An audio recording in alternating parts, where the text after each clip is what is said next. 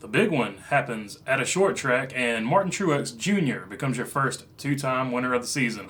All that and more coming up next on the recap. So Martin Truex Jr., who is becoming Mr. Short Track along with Chase Elliott and Denny Hamlin, becomes your first two-time winner of the season, and a season that has had some surprise winners and some, I guess you would say, not usual suspects in winner's lane.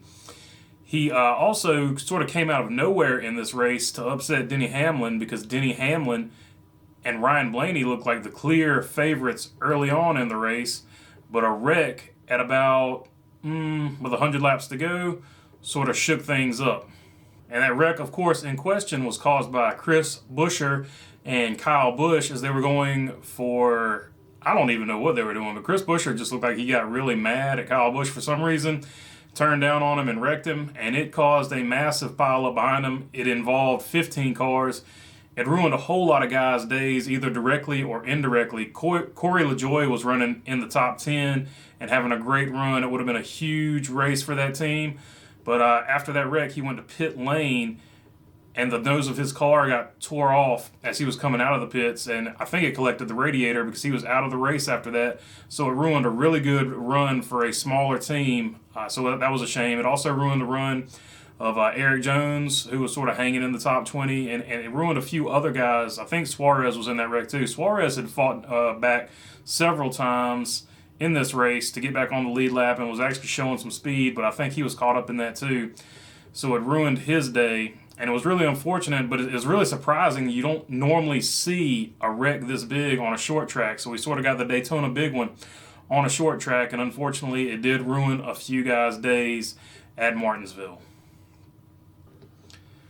Another guy's day who this ruined sort of indirectly, also on the pit stop, was Ryan Blaney, who came in and took equipment out of pit lane because the tire changer dropped his air gun, and when Ryan Blaney was leaving, he drug the air gun out onto the out onto the pit road surface, and this cost Ryan Blaney several positions. He had to go to the back. He was never able to recover. Ryan Blaney obviously won the first two stages of the race, and after about 40 laps, his car looked like it was absolutely dominant on older tires compared to everybody else.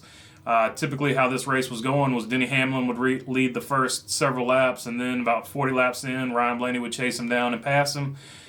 And that seemed to be how this race was going to go until this particular caution just shook things up, really.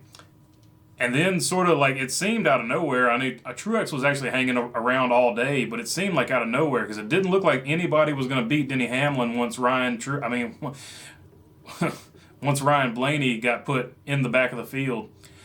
But Martin Truex just dug down and, cranked it up at the right time, and he found some speed, and he took off, and he passed Denny Hamlin and won the race and beat him. Chase Elliott actually got past Denny Hamlin too. So it's really surprising. All three of those guys are great at short tracks though, so I guess in the end, not really all that surprising, but bad luck for Blaney. All right, that's all I got for you this week. If you like the content, please make sure you subscribe. It helps us out a whole lot. Thanks for your time.